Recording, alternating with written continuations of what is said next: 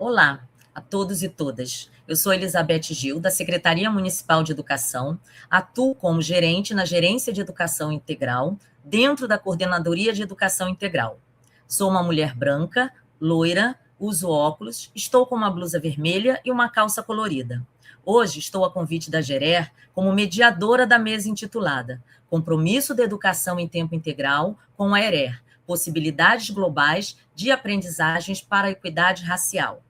É com entusiasmo que recebo para essa nossa conversa a professora Alciele dos Santos, do Instituto Jung, e Fernando Mendes, do Centro de Referências de Educação Integral. Sejam muito bem-vindos. Peço que vocês mesmo se apresentem, se audiodescrevam, iniciando por Alciele.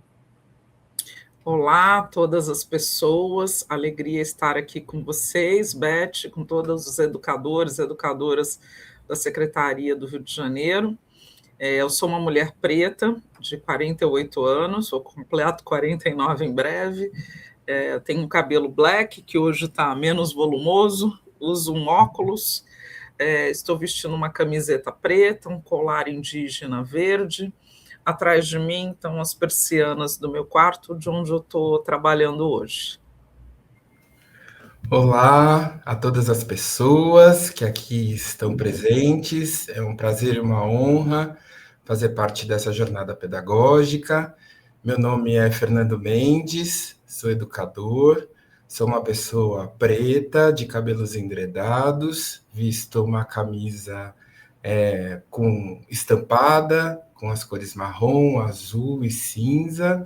Neste momento, estou no escritório da minha casa e ao fundo tem uma estante com livros e uma parede de tijolinhos. É um prazer estar com vocês. Prazer é nosso em recebê-los. Então, vamos lá. A educação integral é o processo de desenvolvimento pleno dos sujeitos, a fim de que sejam críticos, reflexivos e autônomos. Dessa forma, tendo a centralidade dos processos no sujeito, eu pergunto a vocês, de que maneira a ERER contribui para uma educação equânime? E vale ressaltar, a formação do sujeito integral pode ocorrer na jornada parcial ou em tempo integral. O mais importante é ter em mente o desenvolvimento das múltiplas dimensões desse sujeito. Vamos lá? A partir, então, das suas áreas de atuação, experiências, faço agora essa questão específica para cada um de vocês, começando por Fernando. Vamos lá, Fernando? Muito bem. Ótimo. Bela questão, Beth, muito obrigado. Acho que para responder essa questão, eu gostaria de fazer uma retomada histórica para localizar justamente o papel da escola na reparação de direitos de populações que foram negligenciadas pela história na nossa sociedade, né? Eu vou fazer isso fazendo 4 marcadores temporais para dizer da importância da educação, da concepção da educação integral e do compromisso com a equidade, né? O primeiro marcador temporal que eu gostaria de trazer é o marcador de origem da concepção de educação integral, né? Então, lá em 1932, um conjunto de educadores, artistas, enfim, brasileiros, passaram a defender um compromisso transformador da escola naquela conjuntura, né? Então, eles passaram a defender que aquilo que era chamado de escola de elite, né, que eram as escolas de elite que eram oferecidas aos filhos da elite brasileira, também fossem estendidas à população que estava à margem da escola, né? Então, a compreensão de educação naquele momento passa a ser ampliada, né? Então, a dimensão e o entendimento de uma educação transmissiva e voltada exclusivamente para o trabalho passou a ser ressignificada, considerando um compromisso com o desenvolvimento pleno desse indivíduo. Então, passa, a partir daquele momento, a ser defendido e atribuído à escola a responsabilidade de formar os seus indivíduos integralmente. Essas oportunidades, essas novas oportunidades defendidas pelo Manifesto dos Pioneiros da Educação Nova, para as populações que fruíam da escola pública, era um compromisso com o desenvolvimento pleno, né? Com o desenvolvimento multidimensional desse sujeito, entendendo que esse sujeito precisa, e a escola precisam garantir condições para que eles pudessem se desenvolver nas multidimensões, cognitiva, cultural, física, né? Então foi muito importante, é muito importante reconhecer esse como um marco orientador da discussão sobre educação integral no nosso país, né? Então, o compromisso desta escola que passa a ser e passa a olhar para além do cognitivo e passa a reconhecer esse indivíduo como um indivíduo multidimensional. Então, acho que esse é um movimento bastante importante e inaugural, né, dessa discussão que a gente trava aqui até hoje. Também também é importante destacar que o movimento negro unificado também se articulou a essa defesa quando defendia o avanço das políticas sociais a partir de uma articulação estreita com a oferta da matrícula para as crianças, jovens e adultos, reconhecendo que estes atores negros, essencialmente, tiveram esses direitos negligenciados ao longo da história, né? Então, esse é o primeiro marcador, e eu acho que é bastante importante para a gente contextualizar qual é a história de luta dessa concepção de ensino, que é a educação integral. Então, acho que esse é o primeiro ponto. O segundo marcador, acho que é bastante importante, é a Constituição de 1988, que estabelece parâmetros para a ampliação da oferta do direito à educação no Brasil, né? Então, a partir de 1988, a educação básica passa a ser obrigatória e direito de todos os cidadãos, né? Em qualquer momento, em qualquer idade. Então, é a partir de 1988 que a gente consegue consagrar no texto constitucional um dispositivo que estabelece que todas as pessoas brasileiras, ou que aqui residam, têm direito a uma oferta, a uma educação pública de qualidade e gratuita, né? Então, retomando até aqui, tivemos uma discussão sobre o sentido e uma ressignificação do sentido dos fazeres da escola, compreendendo que a escola deveria atuar no sentido de desenvolver, de criar condições para desenvolver esses indivíduos integralmente nas suas multidimensões. Anos depois, né, mais de 60 anos depois, a gente consegue consagrar numa legislação constitucional o direito à educação a todos os indivíduos, né, que faz com que essa escola, finalmente, garantam o acesso que historicamente foi negligenciado a uma parcela significativa da população brasileira. Então, a gente consegue, a partir desse marcador, reparar este direito, e a partir deste momento, conjugado esses dois marcadores, a gente passa a compreender a importância de criar legislações que orientem a política educacional brasileira, justamente por reconhecer que este hiato de tempo e esse longo período de negligência de direitos, eles comprometem o acesso e o direito ao desenvolvimento desses indivíduos de maneira equânime. Então, a partir desses marcadores, desses avanços e dessas lutas, é que a gente vai conseguindo avançar no sentido de pensar uma educação que possa promover uma equidade efetiva e que garanta direitos a esses indivíduos. E aí a gente tem um terceiro marcador muito importante, em 2003, que é a Lei 10.639, né? Ou seja, que estabelece parâmetros para discutir, para que, considerando que a escola tem o compromisso de desenvolver integralmente esse sujeito, que a escola, a partir de 1988, passa a receber essas populações que historicamente tiveram seus direitos negligenciados, que essa escola também fosse pensada a partir desses conhecimentos e desses saberes que também estiveram alijados do processo educacional ao longo dessa história. Então, o que a gente tem nesse contexto é um compromisso desta escola e da política educacional com a reparação dessas negligências históricas que nós produzimos ao longo dessa história, né? Um compromisso que é alicerçado sobre a perspectiva do desenvolvimento pleno desses sujeitos, de que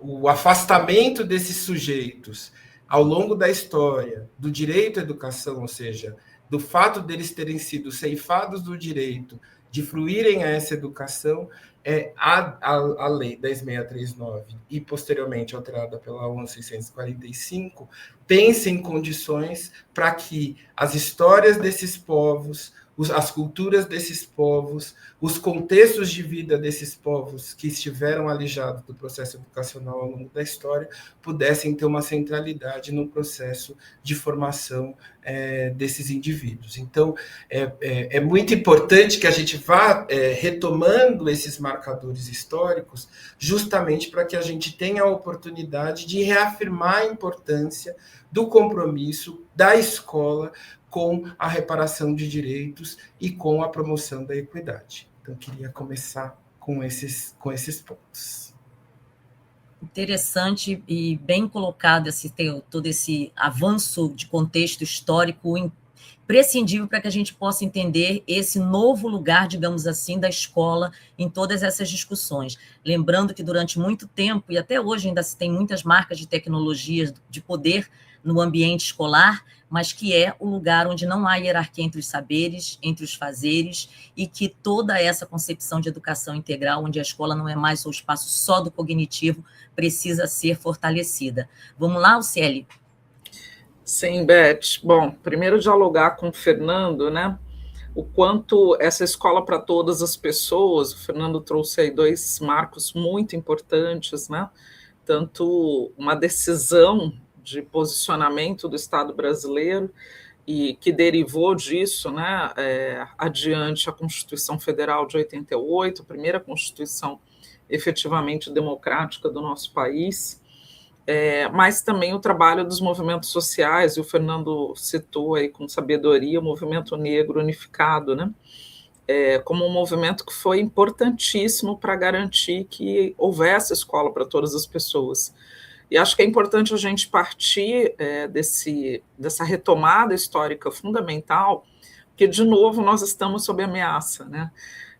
O último censo, publicado há 2 semanas, trouxe uma defasagem, né, uma queda de matrículas no Brasil de 1 milhão de matrículas. E nós sabemos que, dentre essas pessoas que tiveram que abandonar ou se evadir da escola, estão crianças e jovens negros em sua maioria.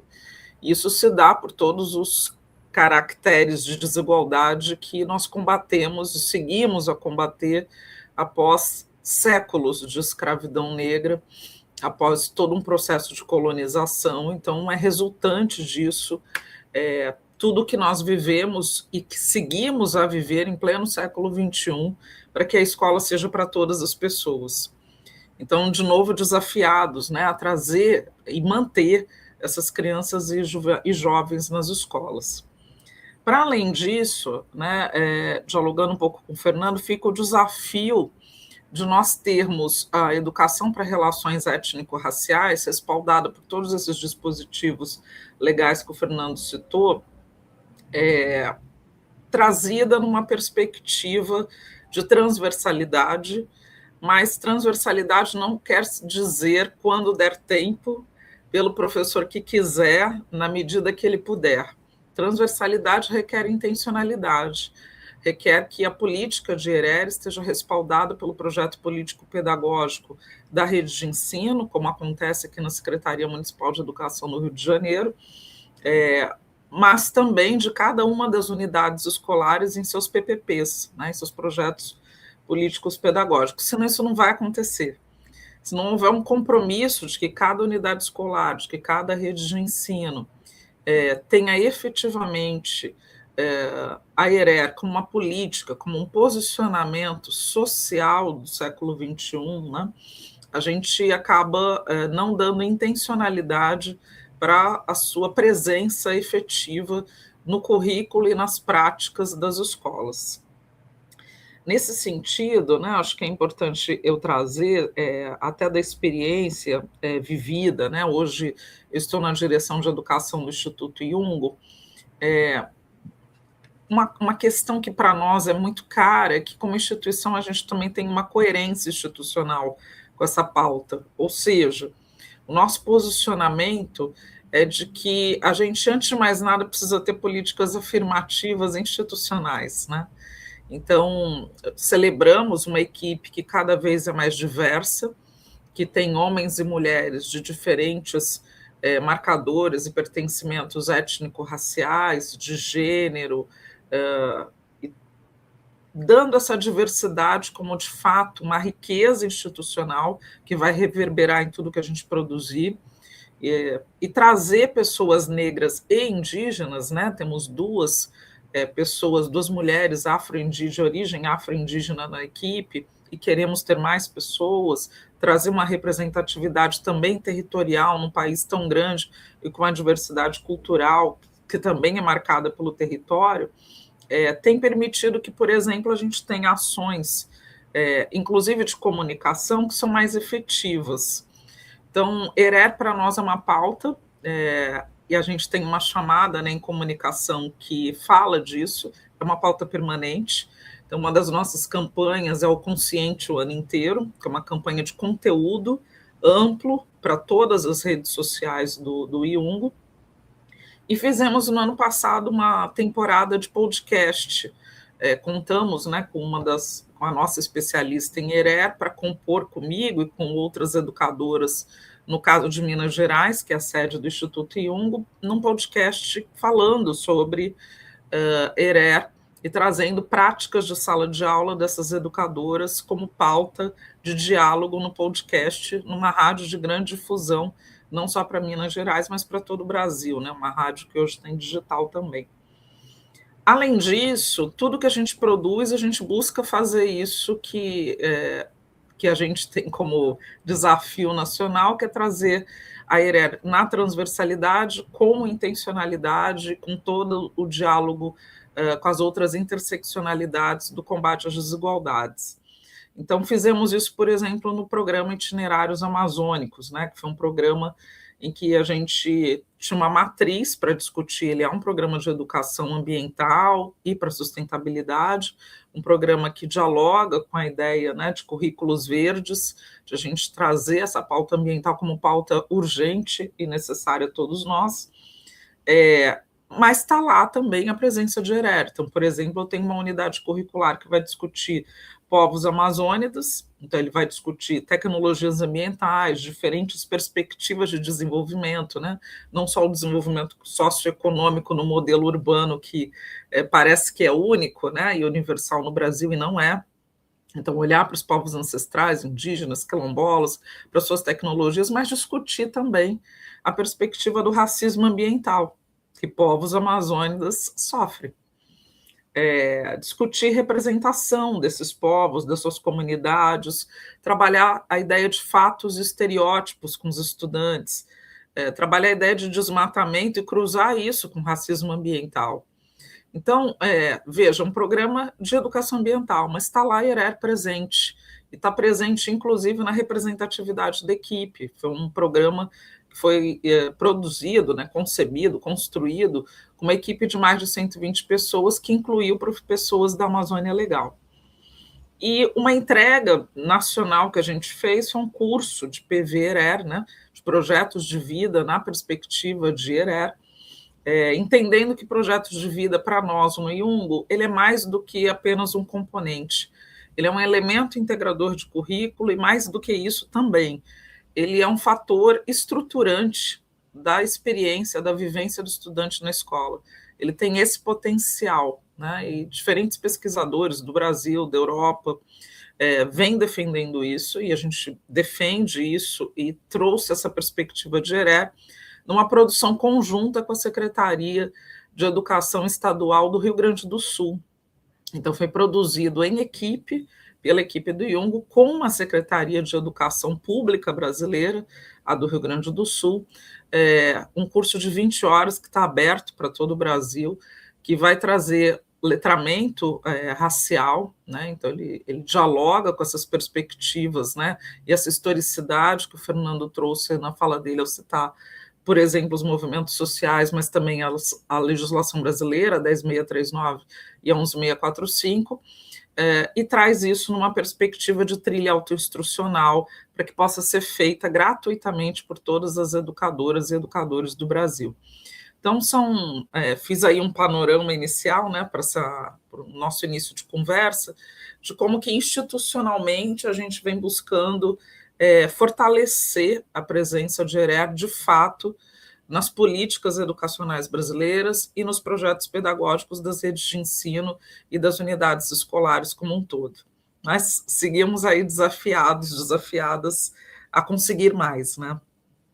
Toda essa sistematização e esse contexto histórico, eles nos ajudam a fortalecer essa concepção de educação integral, entendimento do tempo integral para esse desenvolvimento das múltiplas dimensões do sujeito e toda essa potencialidade que a ERER ganha dentro desse ambiente escolar, dentro dessas práticas, dentro dessas formações. E bem destacado a questão do componente projeto de vida também, contribuindo para esse desenvolvimento desses sujeitos com as suas competências socioemocionais, valores e todo esse processo de institucionalização desses saberes. Então, vamos lá. Então, a partir das suas áreas de atuação, experiências, faço agora uma questão específica para cada um de vocês, começando pelo Fernando.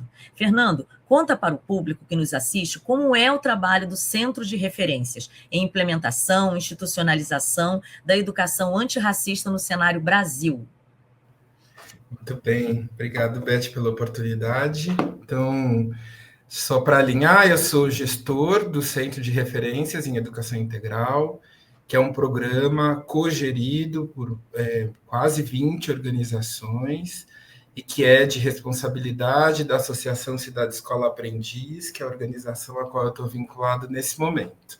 A gente tem uma função pública, né, de produzir, pesquisar e sistematizar e difundir conhecimentos que possam possibilitar a implementação de políticas públicas lastreadas pela concepção de educação integral.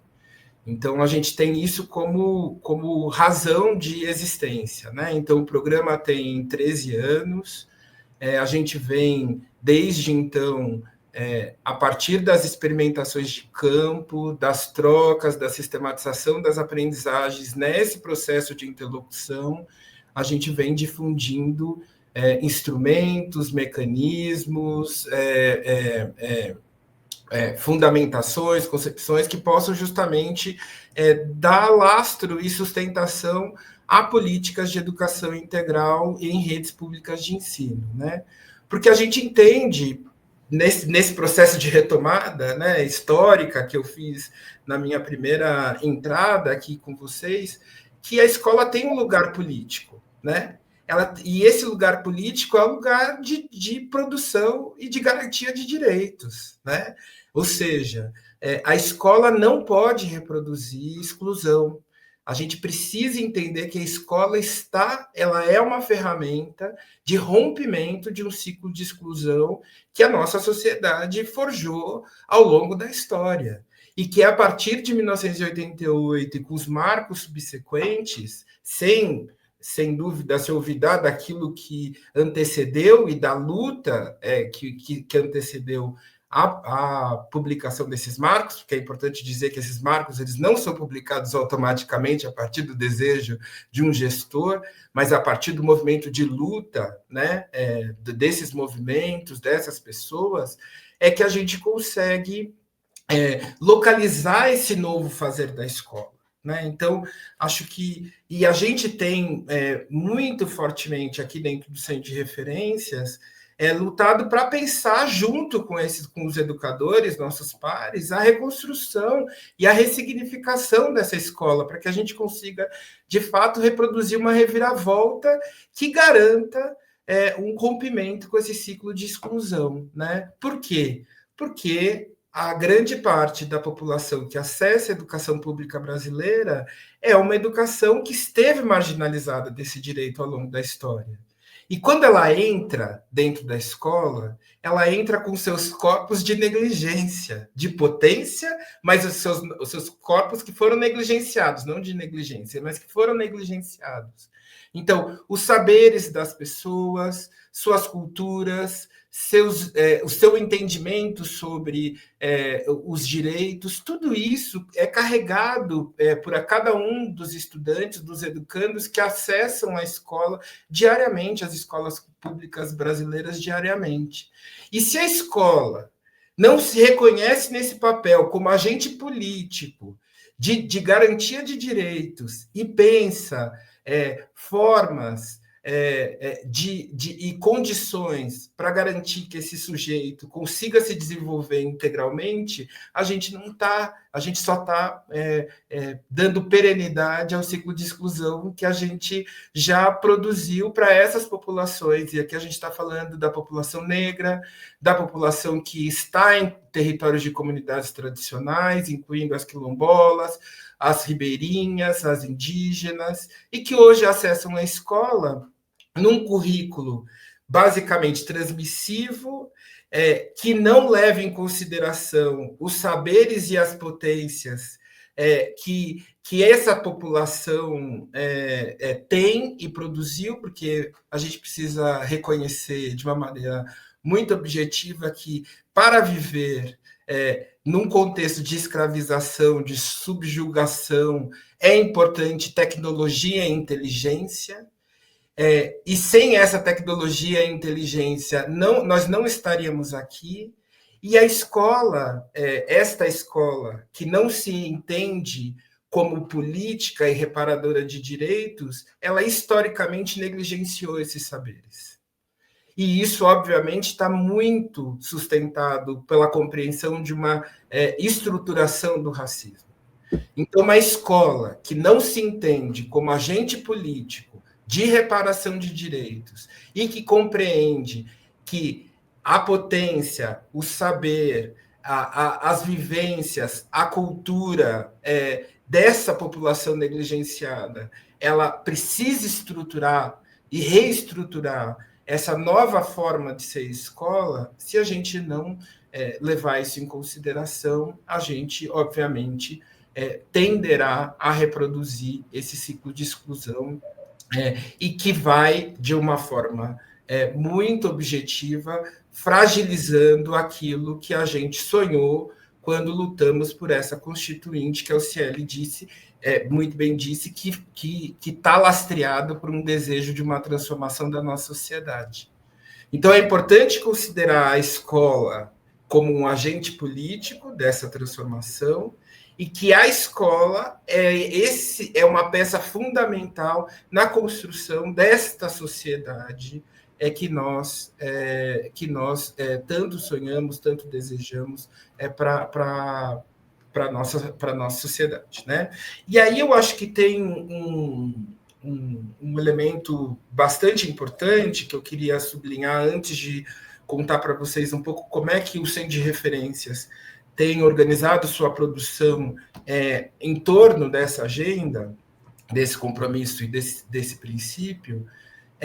Mas antes de contar, eu queria trazer um elemento, né, que nesse diálogo franco entre nós, educadores, que é comumente trazido, né? Então, a gente ouve muito educadores, nossos pares, nossos colegas, sentirem saudade de uma escola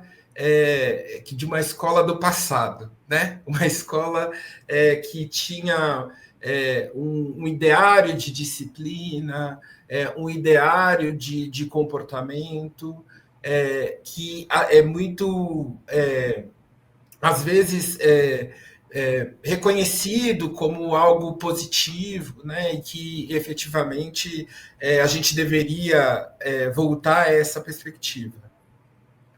Eu acho que a gente precisa refletir sobre esse ponto, porque essa escola que alguns de nós rememoram com desejo de reprodução no contexto atual, era uma escola que não levava em consideração a diversidade dos corpos, que não entendia o direito à educação como um direito universal, que não valorizava os conhecimentos desta população que estava à margem da escola, e que nem reconhecia que estas pessoas deveriam estar nos bancos escolares.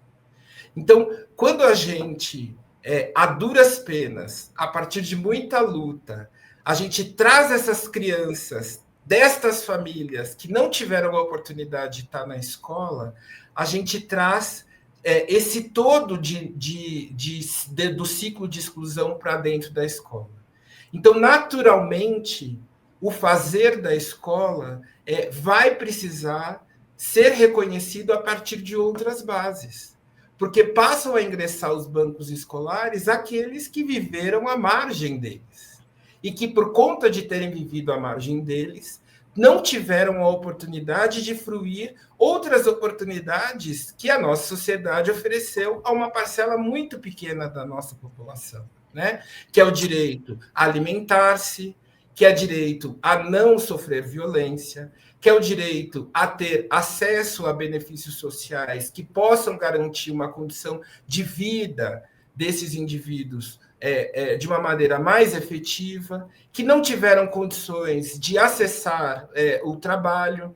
Então, se a gente não localiza, não afirma que o que a gente está vivendo hoje na escola, assumindo e se comprometendo com com o desenvolvimento multidimensional desse indivíduo, lastreado pelas negligências históricas que atravessaram os corpos desses indivíduos, se a gente não considera isso, a gente não consegue reposicionar esta afirmação de que a escola do passado era boa e de que a escola do presente é a escola que tem conseguido garantir acesso a todos de uma maneira mais universal. E que, a partir dessa universalidade, reconhecendo os desafios dessa universalidade, é que a gente deve forjar e pensar esse novo jeito de ser escola, esse novo jeito de pensar essa instituição tão importante para a nossa construção enquanto sociedade. Então, acho que esse é um marco muito importante. Então, é a partir desse reconhecimento, é a partir deste ponto de afirmação que o Centro de Referências em Educação Integral vem trabalhando, pensando que não há como se conceber uma educação que olhe para a multidimensionalidade do sujeito, que olhe para a integralidade do sujeito, se a gente não se comprometer com uma agenda antirracista.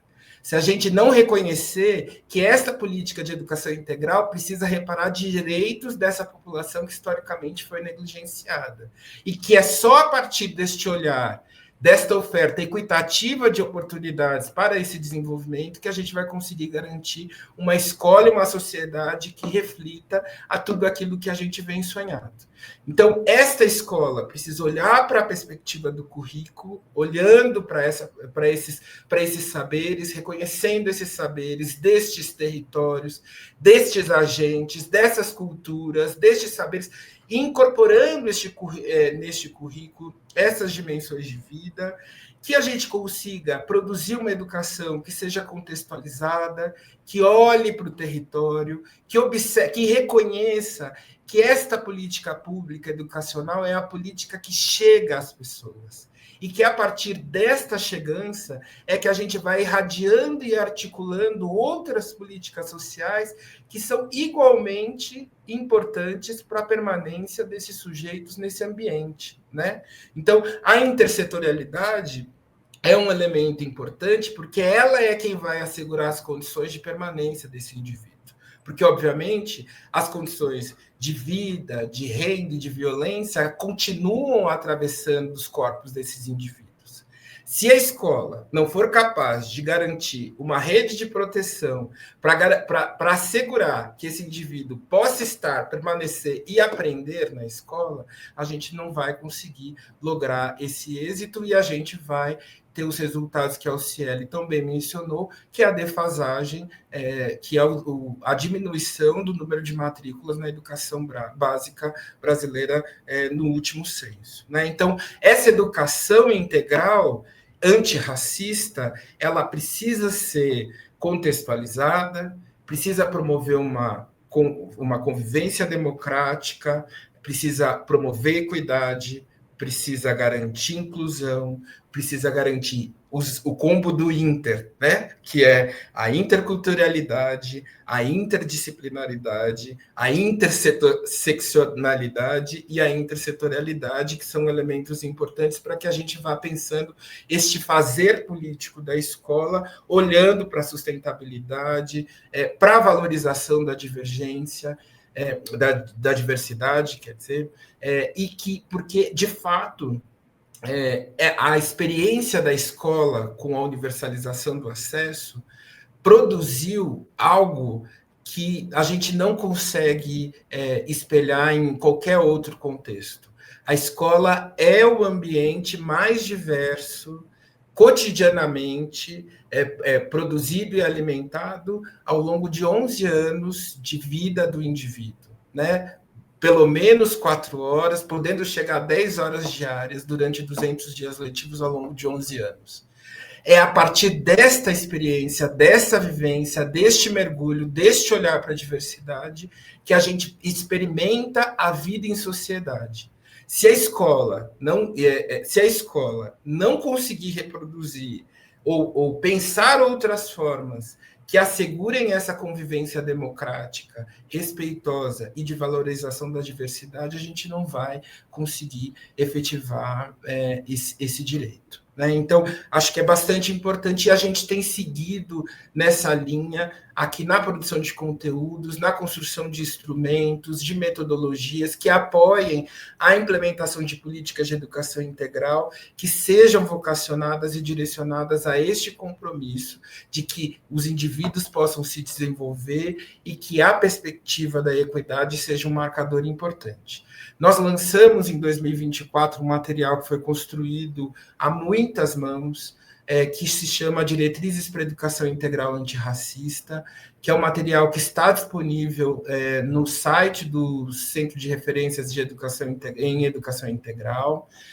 Parte deste material também foi desmembrado e produzindo um podcast que também traduz a partir das práticas de alguns educadores como é que isso se materializa na realidade da escola, das redes de ensino e das salas de aula, justamente para que a gente possa ir apontando caminhos para essa perspectiva.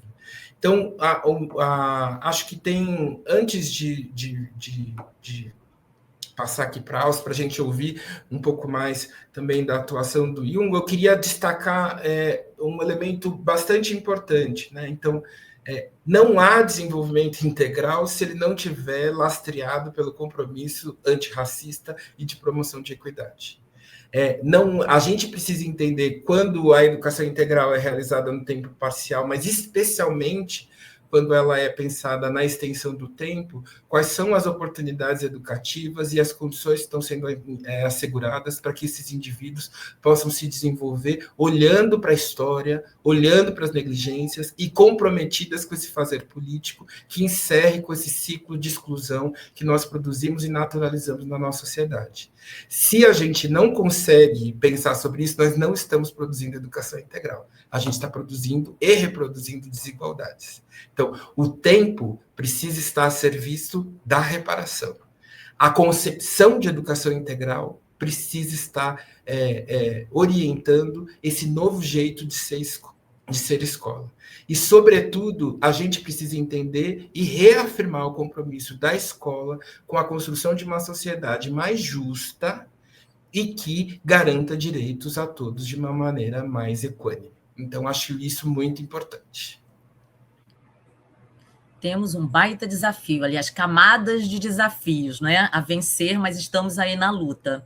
E entendendo a importância da concepção de educação integral, como você tem marcado aqui, Fernando, como uma oportunidade também de ressignificar a concepção de escola, e ressignificando práticas e saberes. Eu acho que isso foi um ponto bem importante da tua fala. Pensando, né, espaços a serviço da garantia de direitos, da diversidade, da oportunidade de pensar que sociedade queremos construir. Bem bacana. Agora o desafio é para a Alciele. Alciele, as redes têm um grande desafio em materializar o conceito de equidade no cotidiano da organização pedagógica. Como o Instituto Jung vem orientando esse trabalho e que experiências você consegue partilhar com a nossa rede de implementação? Obrigada, Beth, pela questão. Eu estou muito mobilizada, né, pela fala do Fernando. Acho que a fala que ele nos faz uma convocação, né, um posicionamento de todos nós. Eu citei alguns exemplos aqui da prática do Jung. Eu vou começar a responder essa questão que você me traz, olhando para o conceito de equidade, né? Por que é tão difícil a gente promover práticas de equidade? E aí a minha escolha aqui, para fins até didáticos, mas também para ser uma fonte que é acessível para todos os professores, é a própria BNCC. A BNCC, na página 15, ela define equidade como garantir que cada aluno receba o que precisa para aprender, reconhecendo a diversidade de suas necessidades e características individuais, para que todos tenham um patamar comum de aprendizagem essencial. No contexto nacional, a gente não tem dúvidas de que isso requer políticas afirmativas, como o Fernando já trouxe, né? Porque para eu garantir não apenas o acesso, mas condições de permanência, eu vou precisar trabalhar com esse conceito de equidade, primeiro assegurando a efetividade da presença do estudante, da estudante negro, negra, na sala de aula. Então, se eu tenho um jovem que tem insegurança alimentar, a segurança alimentar dentro da escola e todo o trabalho da rede de apoio, né, de assistência social, que envolve, por exemplo, conselho tutelar e todos os órgãos da rede SUAS, precisam estar ativados, porque ninguém estuda com fome, ninguém aprende com fome. Se eu tenho uma situação de moradia não digna, né, e a gente tem isso em vários territórios brasileiros, áreas que estão afetadas, seja pelo racismo ambiental, que eu citei, que a gente trouxe, por exemplo, num material que a gente fez de Amazônia, mas que não é a realidade apenas do bioma Amazônia, é a realidade de todo o país, né? As áreas de inundação, as áreas de deslizamento, o Rio de Janeiro é tão alvo disso, em regiões como Petrópolis, né? Tudo isso são ocorrências, são fenômenos de racismo ambiental, porque quem foi a população que foi evadida para as áreas de encostas, para as áreas de risco, para as áreas de margem de rios, né, que hoje transbordam? Então, olhar para isso, né? Se esse estudante não tem moradia digna, eu preciso de um trabalho de rede de apoio, de assistência social, de ministérios, como o Ministério do Desenvolvimento Social, que vão prestar esse apoio para, por exemplo, a gente ter condição digna de moradia para esses jovens que estão na escola. Uma criança não vai ficar bem, ou um jovem na escola, pensando que a sua casa pode ser inundada na chuva que está caindo. Então, todo o fenômeno de ansiedade climática, por exemplo, é um fenômeno social que dialoga fortemente com racismo estrutural e com racismo ambiental. Então, um ponto que a gente tem hoje ao discutir são as interseccionalidades. Então, as redes de ensino estão desafiadas porque as redes de ensino não pensam mais apenas em educação. Elas pensam em educação junto com a Secretaria de Segurança Pública, nos territórios conflagrados, algo que também atinge o Rio de Janeiro. A gente pensa em educação junto à Defesa Civil, pensando nas condições climáticas, que muitas vezes ensejam tragédias ambientais. Então, vejo que são camadas de desafios que vão se somando e que, para as populações empobrecidas de maioria negra, né, seja preta, parda, mas uma população empobrecida, que está em áreas de risco e que vive todas as mazelas de desigualdades.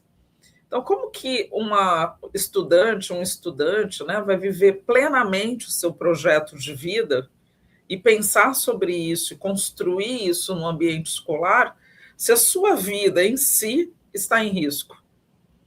Então, nós não temos escolha. Hoje a gente tem que olhar para as complexidades do cenário que envolve ser jovem no século XXI, para a nossa responsabilidade social de ter e manter todos os jovens nas escolas, para a segurança desses jovens que passam, por exemplo, né, pelo que o Estatuto da Criança e do Adolescente trazem, e que inclui hoje, por exemplo, o risco de violência sexual, num país que bate recordes de feminicídios e também de violência sexual contra crianças e adolescentes.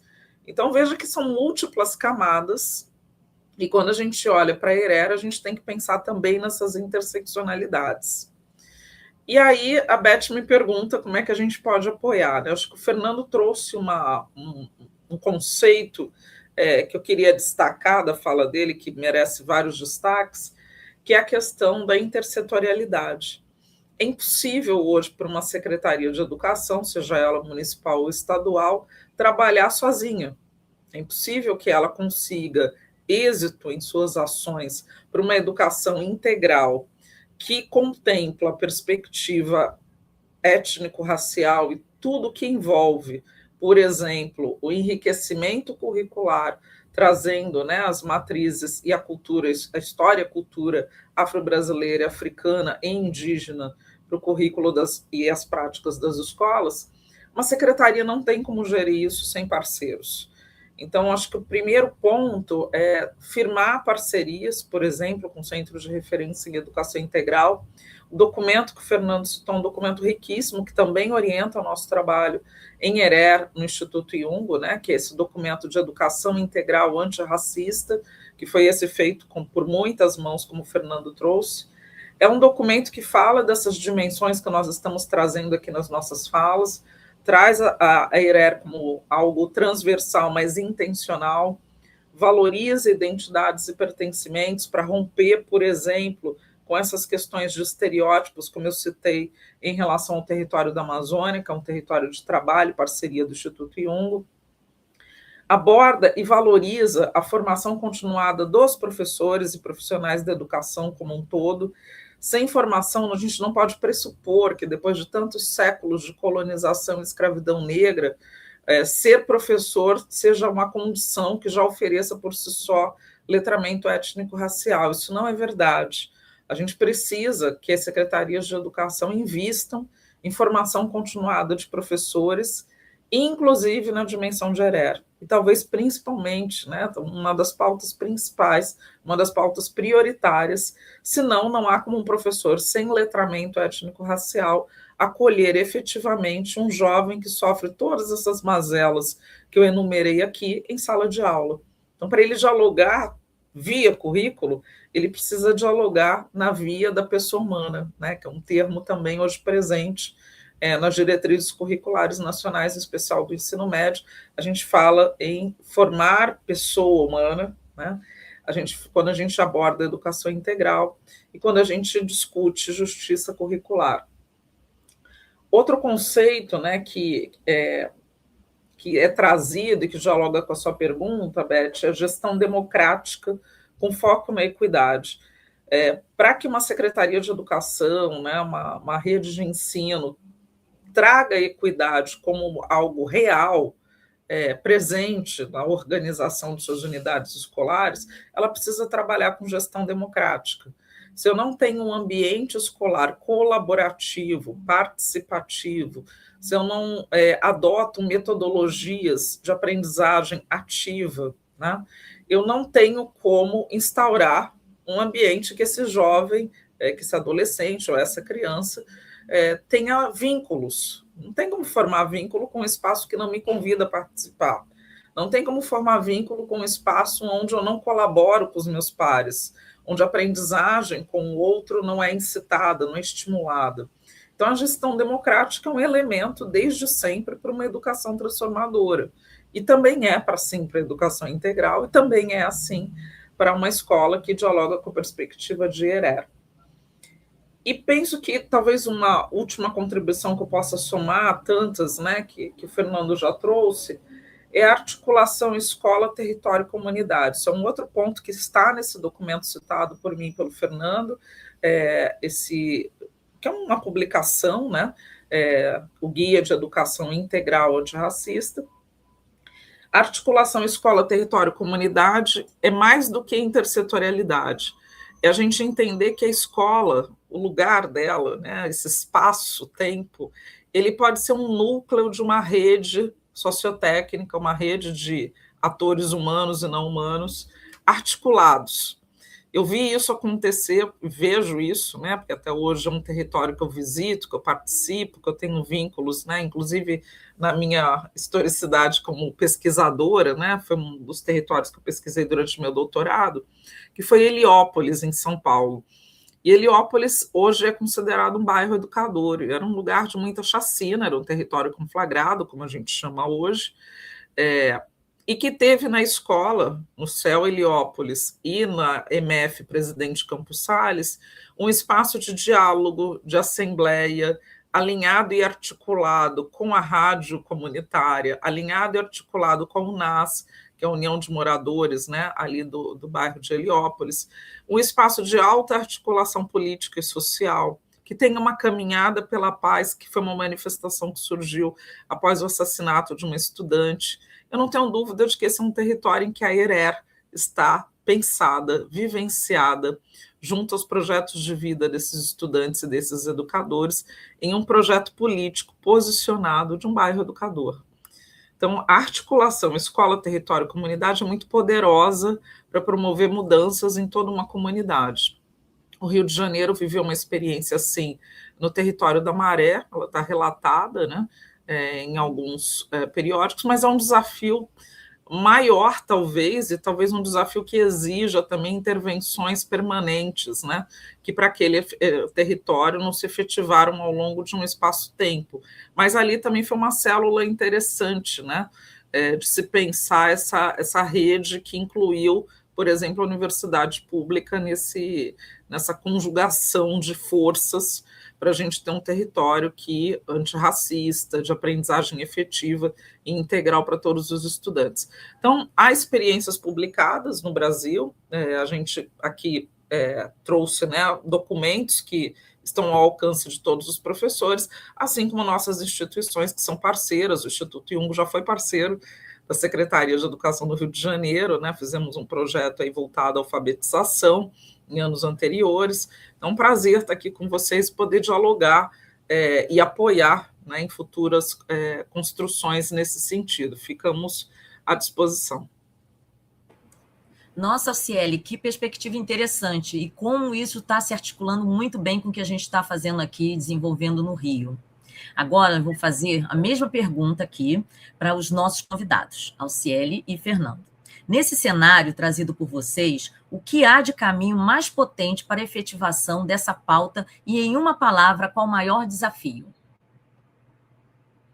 Alciele começa. Nossa, eu queria passar essa para o Fernando começar. Em uma palavra, Beth, eu acho que a construção coletiva, né? Vou usar uma expressão, não uma palavra. Acho que a construção coletiva é um desafio. Nós somos educados para competir, nós somos educados para o sucesso individual.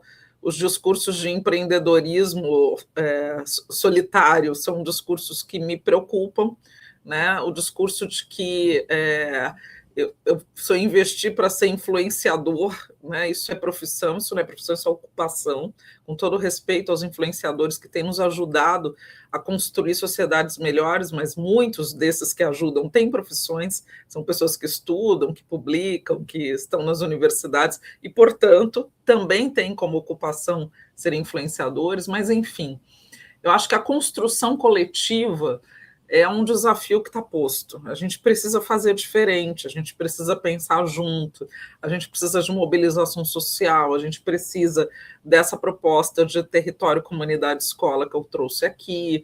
Então, para mim, isso é desafio e, ao mesmo tempo, é sonho.